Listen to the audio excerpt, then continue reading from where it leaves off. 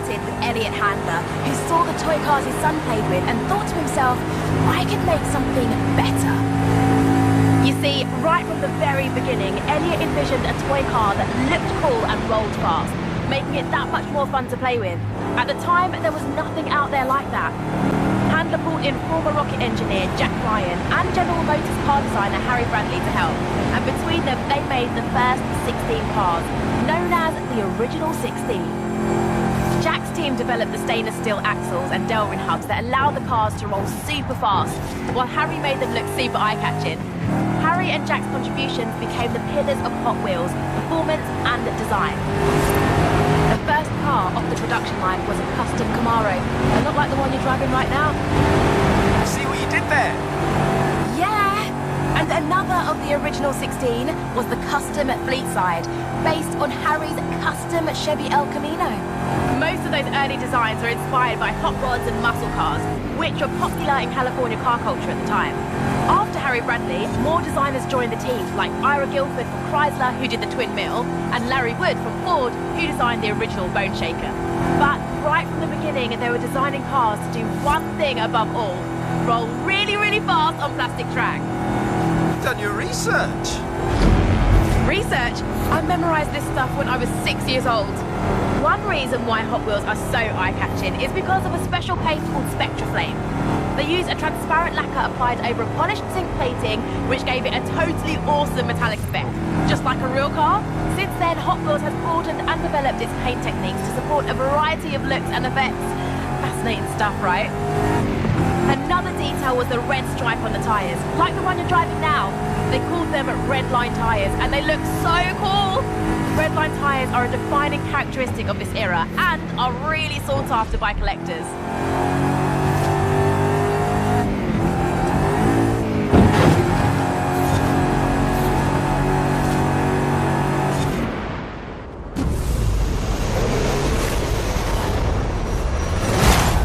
Careful!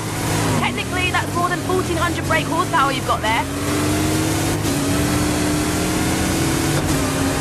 As I said, Hot Wheels have always been designed to go really fast on custom tracks. So, what do you do with the track?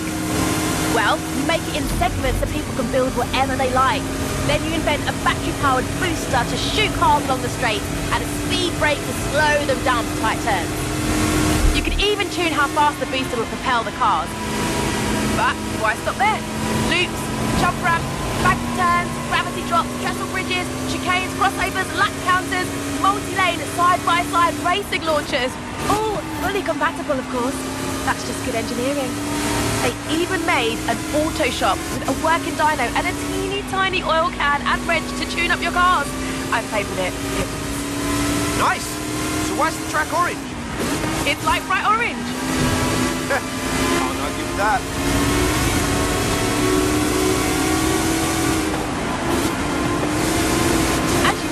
Nothing is more exciting than seeing cars racing side by side.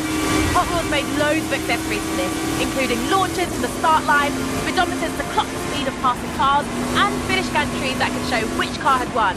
No cheating allowed. In the 70s, there were dedicated multi-lane track pieces, including the Fat Track, which was 3 lanes wide and had no dividers for a risky overtake.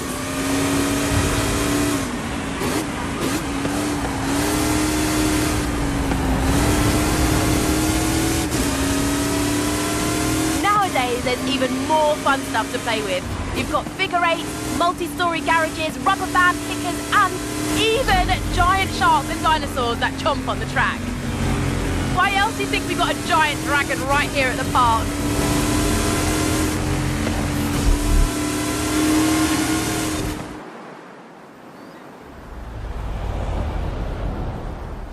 This is going to be epic. I'm riding along with you for this bit.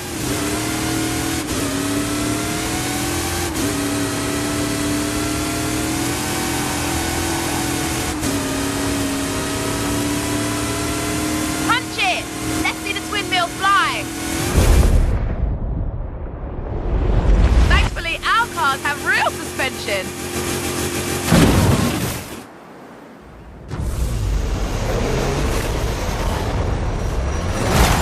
You've heard of Dodge Prudhomme and Tom McEwen, right?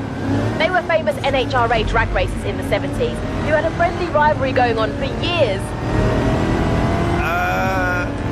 Don was a 4-time National Hot Rod Association champ and Motorsports Hall of Famer. He was nicknamed the Snake. And Tom McEwen was another dragster who won the NHRA US Nationals. They called him the Mongoose. They were both well-established racers in their own right. As the two of them competed in the US Nationals over the years, they crossed paths numerous times, which sparked a friendly rivalry between them. Mattel proposed to make a series of toys based on the rivalry between the Snake and the Mongoose. The Hot Wheels sponsorship led to all kinds of drag-themed stuff.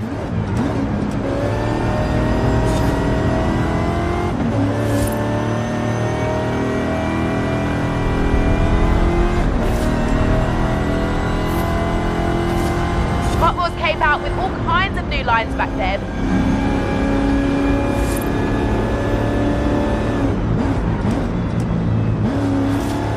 You had sets like the Rod Runner and the Big Belter, which launched cars with rubber bands. The Big Belter could even detect jump starts, which is pretty cool, right? These were a smash hit and propelled both Hot Wheels and drag racing to greater levels of fame. Heavyweights were designed to go faster on gravity drops, and Sizzlers had little battery-powered motors so you didn't need a launcher.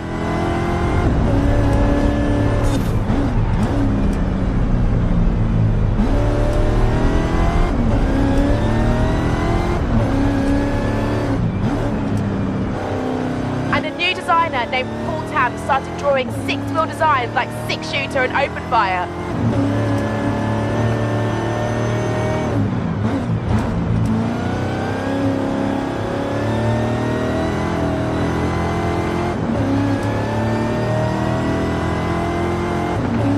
Hot Wheels didn't stop there. There were loads of other innovations like tampo printing patterns on the cars, which no one else was doing.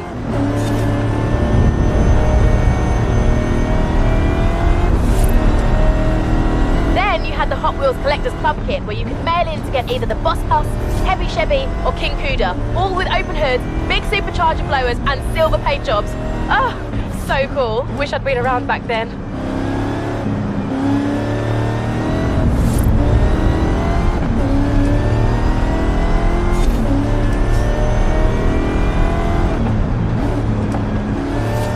You know what? All this talk about drag racing has given me an idea.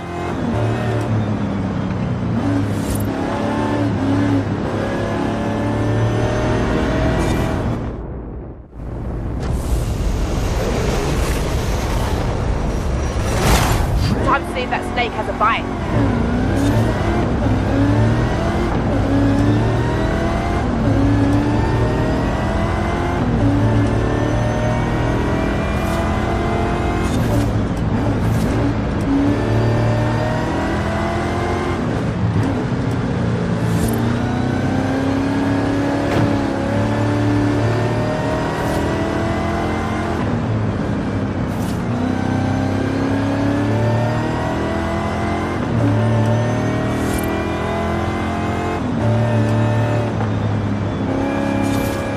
Coming up on a loop.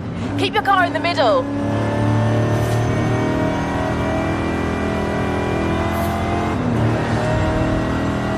That concludes our lesson on centripetal force.